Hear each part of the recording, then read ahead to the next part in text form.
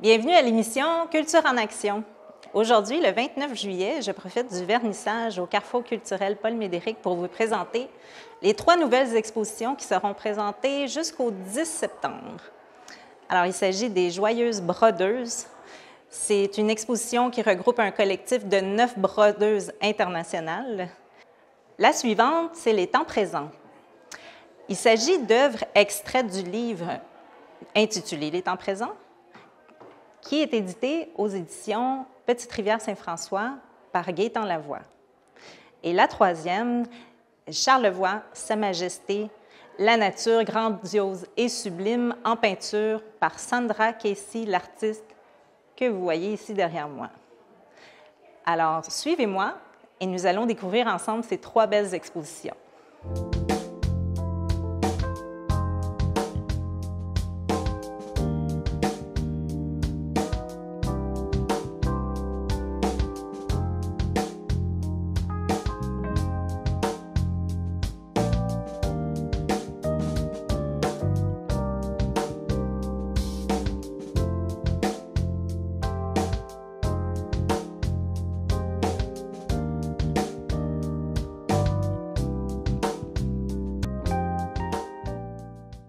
Je me trouve à l'exposition des Joyeuses brodeuses, de Happy Stitchers. Elles sont 9 brodeuses, un collectif international. Je me trouve avec Mme Angela Anderson, qui nous arrive directement du Royaume-Uni. L'entrevue se déroulera donc en anglais. Hello, Madame Anderson, how are you? Hello, I'm really welcomed here in Bay St Paul today. Thank you so much. Well, thank you for joining us and for coming from so long ago. I live in the United Kingdom in England. There are 9 stitchers, as you've mentioned, and we come from Canada, East and West Coast, United States of America, the UK.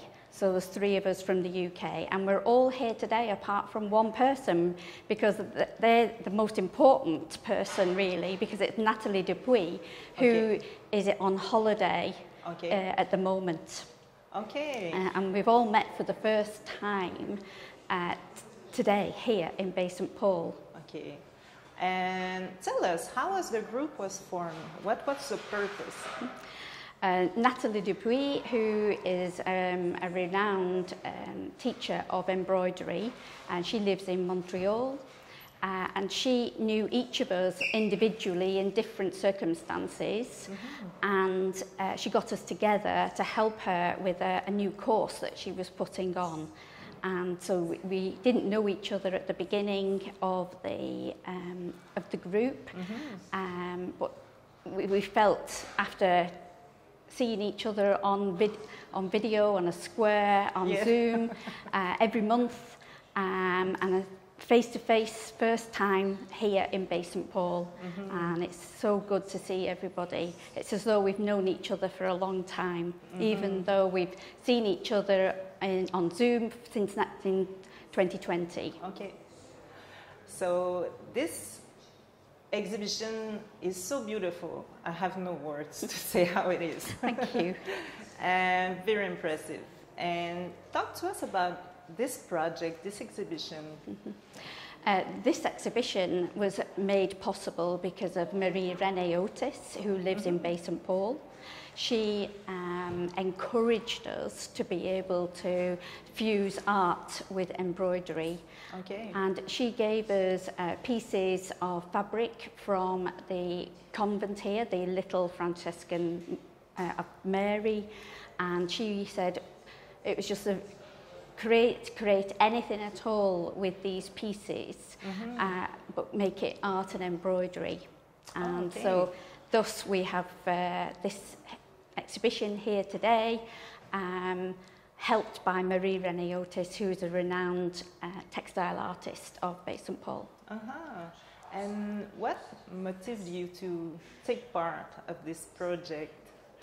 We were a group of 9 helping Natalie Dupuis, and when we'd finished that, which was the Ode to the Palette, and you'll be able to see behind you all the different versions of our colour wheels and discs from the paintings that we really loved, and we felt, oh, we're a bit lost. We need to carry on as a group. So Marie-Renée gave us the pieces of fabric to carry on. Okay. And I heard that some of you are professional stitchers. Yes, that's correct. How long have you been stitching? I've been stitching as a child from the age of 7. The members of the group are various lengths of time stitching.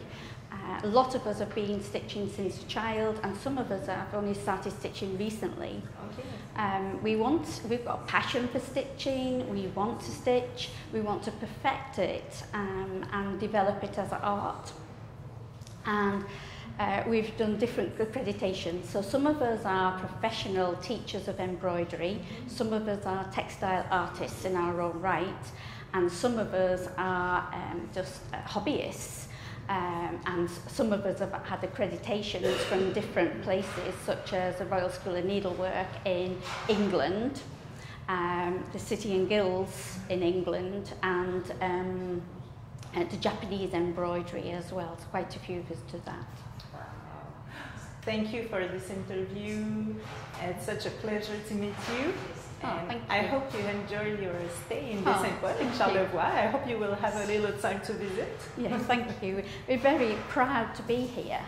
We're very proud to be able to come to Bay St Paul with these pieces and develop it as a fusion of art and keeping these pieces alive rather than being just put away in a cabinet somewhere and developing them into artwork. Excellent. Eh bien, une exposition qui vaut la peine d'être vue. Tellement c'est magnifique le petit détail. Je vous invite à venir absolument voir cette exposition, Les Joyeuses Brodeuses.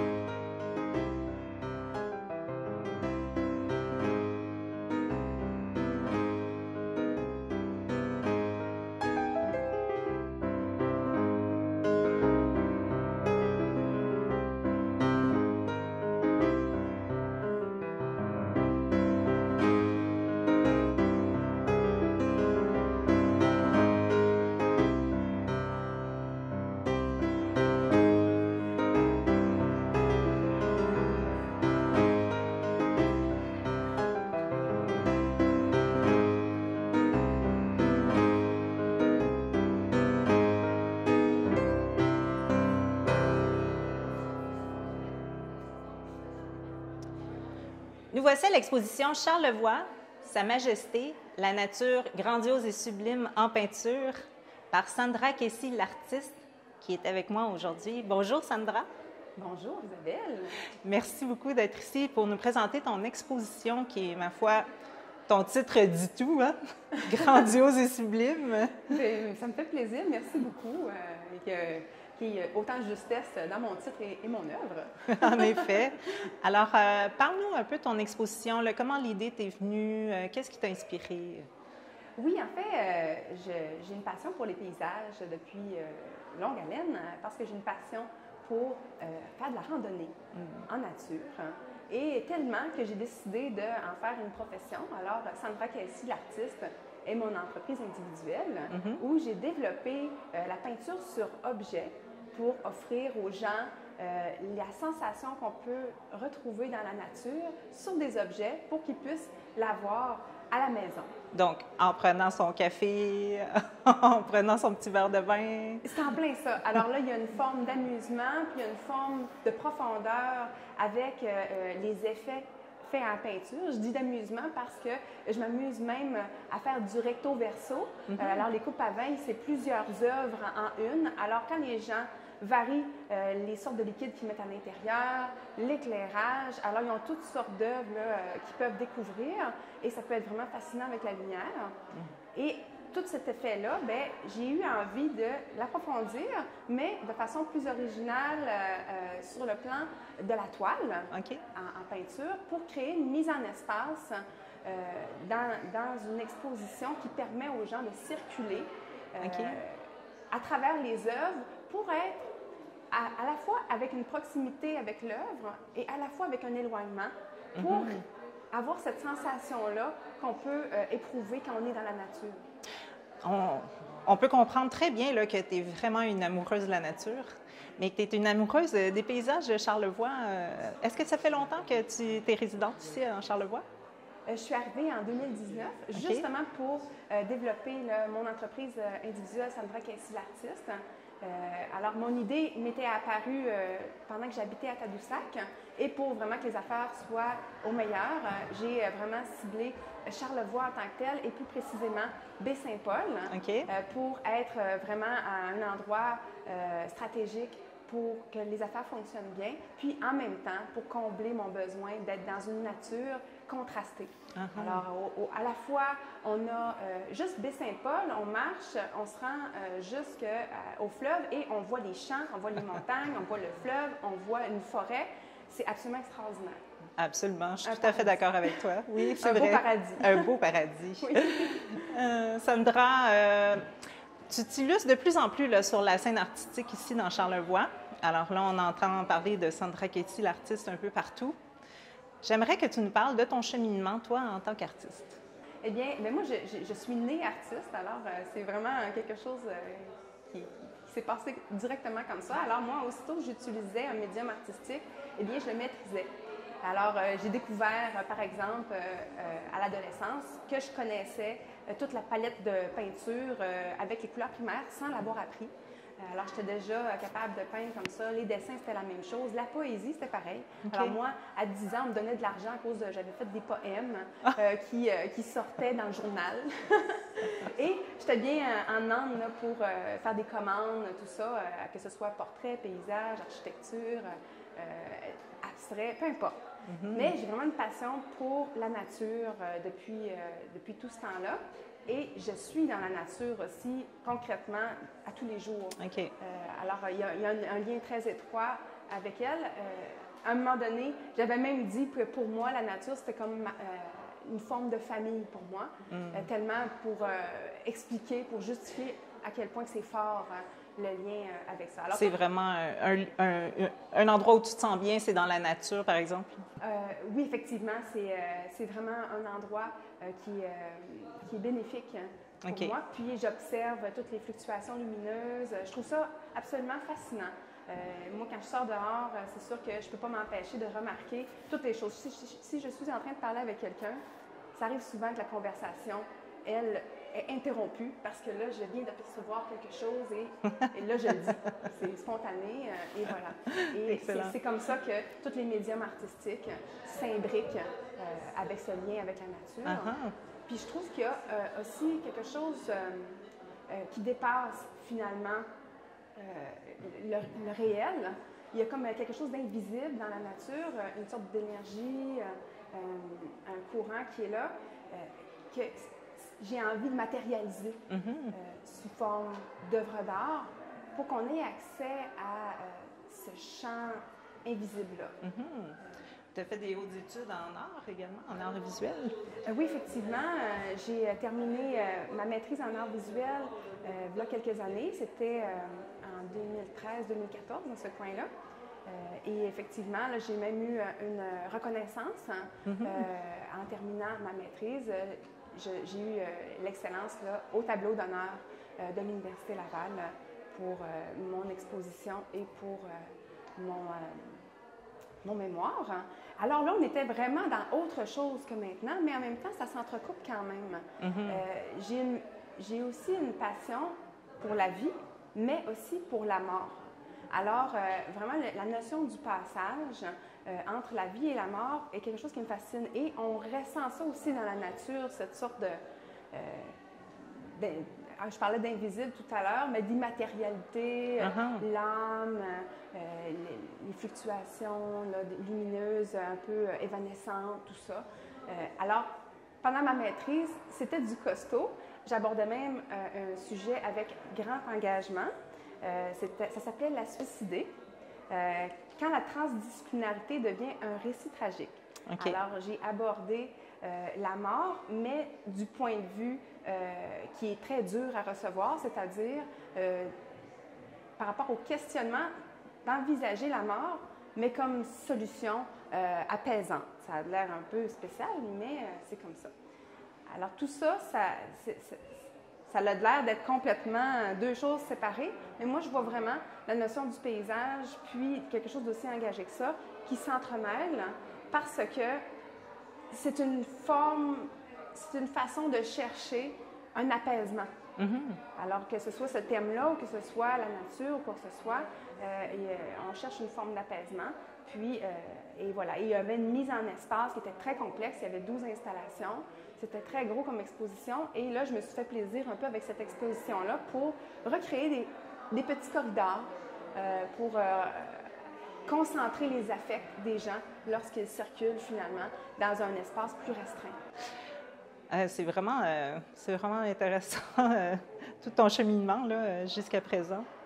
Bravo. Alors, par exemple, cet été, on aimerait te rencontrer. Où est-ce qu'on peut te voir? À beaucoup d'endroits. Alors, vas-y rapidement, explique-nous un peu, parce que tu es en même temps artiste multidisciplinaire. Donc, explique-nous un peu qu'est-ce que tu fais et puis où est-ce qu'on peut aller te voir. Bien oui, certainement, ça va me faire plaisir.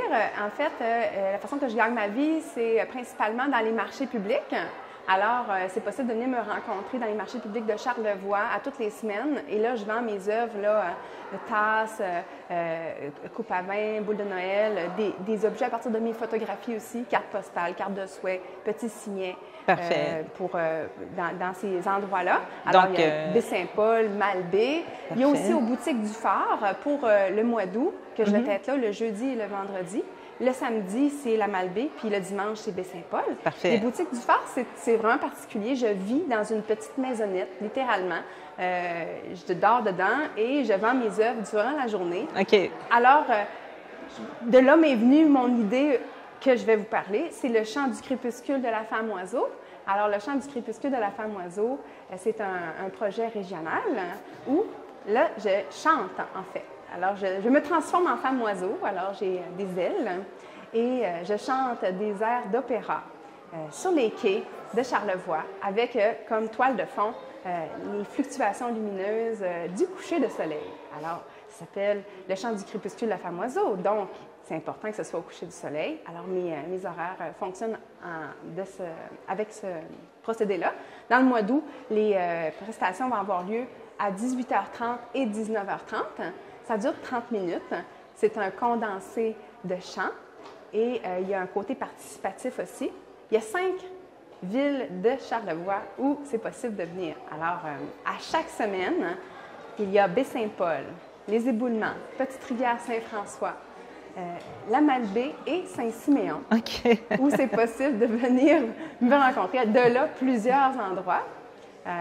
Et voici, c'est mon petit parcours. Et si vous voulez venir me rencontrer en personne, bien, venez me voir dans ces coins-là. Excellent. Eh bien, on a le choix pour aller te voir. Alors, Sandra Casey, l'artiste dont la voix et les œuvres résonnent partout dans Charlevoix. Merci beaucoup pour cette entrevue. Félicitations pour ton exposition. Merci sincèrement. Merci.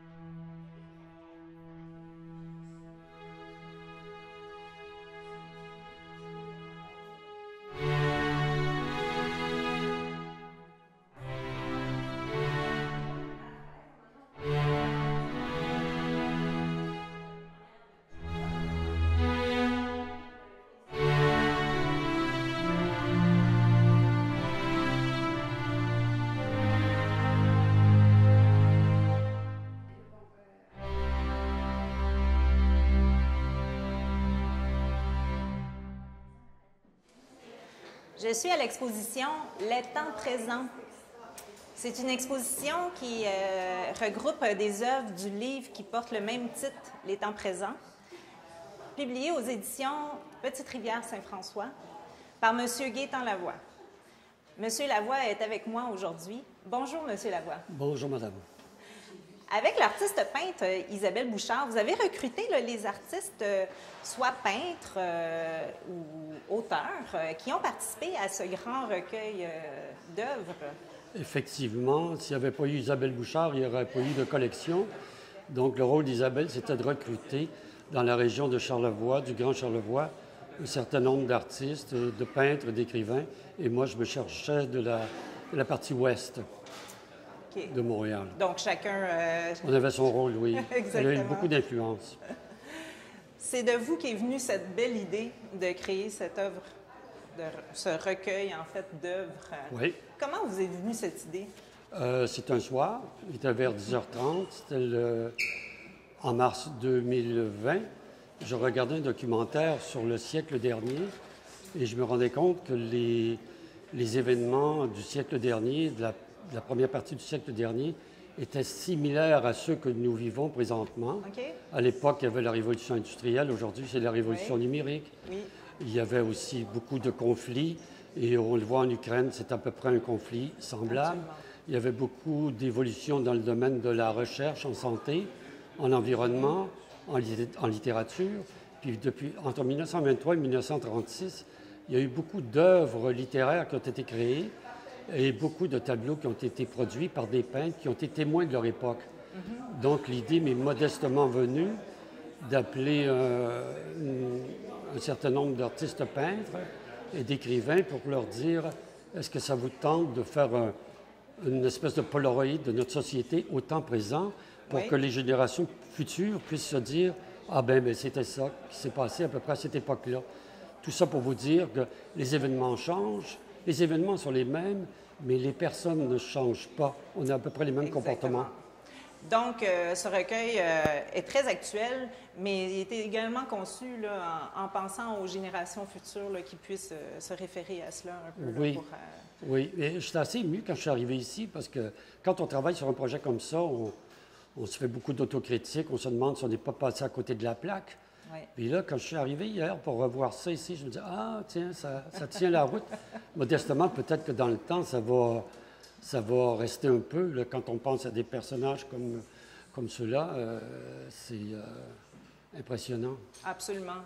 Vous, là, racontez-nous comment vous avez fait pour rapprocher tous ces artistes. Là. 32 artistes, une vingtaine d'écrivains. Oui, c'est bien c'est cela? ça.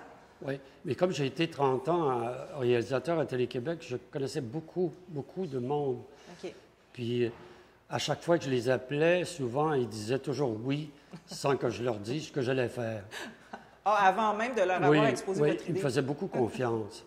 Donc, et puis, j'ai fait surtout des choix, non pas en fonction de la maîtrise de l'art de chacun, mais davantage pour la qualité des personnes que je voulais avoir. Et c'est un grand défi pour les artistes peintres de s'abandonner à un auteur. Et tant que la collection n'était pas terminée, on pouvait percevoir chez chacun un certain scepticisme quant à l'interprétation de leurs œuvres. OK.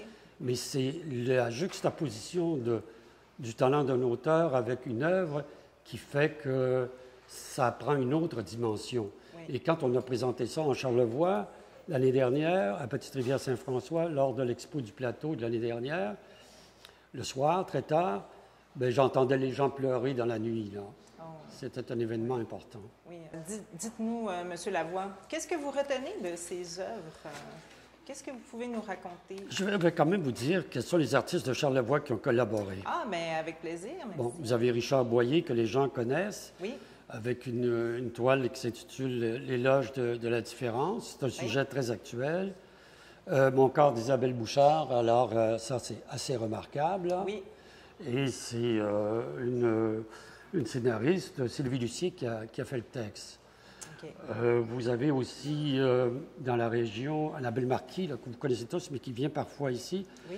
Et il y a Guy Paquet, que vous voyez derrière, là-bas, avec cette toile-là, qui est absolument remarquable, qui parle de la guerre en Ukraine, très émouvante. Ici, elle a pris plus de lumière que je croyais. C'est très beau. Vous avez aussi des œuvres de Bertrand Tremblay. Oui. Vous savez, les peintres, des fois, ils sont très dépendants des galeries qui choisissent toujours les mêmes œuvres parce que c'est vendable. Puis, alors, Tremblay était content de m'amener autre chose qui correspond davantage à sa lecture de la société. Vous avez Louisette Saint-Louis qui est derrière, là-bas.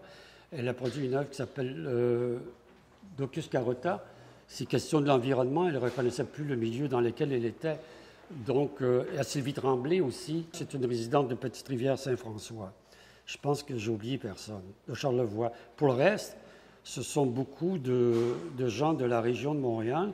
Puis je voudrais quand même attirer votre attention sur deux œuvres en particulier, puisque l'auteur ici, Denise Boucher, a accompagné une œuvre qui témoigne un peu de ce que nous avons vécu pendant la COVID. C'est tragique ce qu'elle a fait, là, que l'artiste peintre a peint. Et puis, elle l'a accompagné d'un texte comme ça qui est très émouvant. Oui. Je l'ai reçu un soir à 10h, puis à 10h30, je savais qu'on le publiait tel quel. OK, absolument. Et vous m'avez dit, en préambule, qu'est-ce que vous retenez de ça?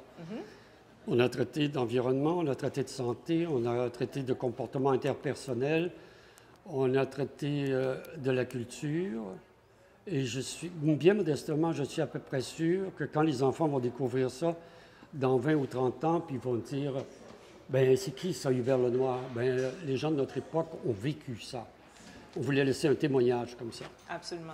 Eh bien, c'est tellement intéressant, on en a envie d'en apprendre plus, mais on peut également se procurer ce magnifique livre pour consulter les textes à la fois, parce qu'ici, à l'exposition, en fait, on voit une partie des œuvres, mais il s'agit vraiment de voir le livre au complet là, pour lire les textes et avoir l'intégralité. Le livre, comme vous savez, est en vente chez vous. Exactement. Donc, il n'y en a pas beaucoup, il y en a juste 40, là. Oui. Et profitez-en, ils sont ici tous les jours. Parfait. Alors, merci beaucoup, M. Lavoie. Bon temps présent. Au revoir. Merci, au revoir.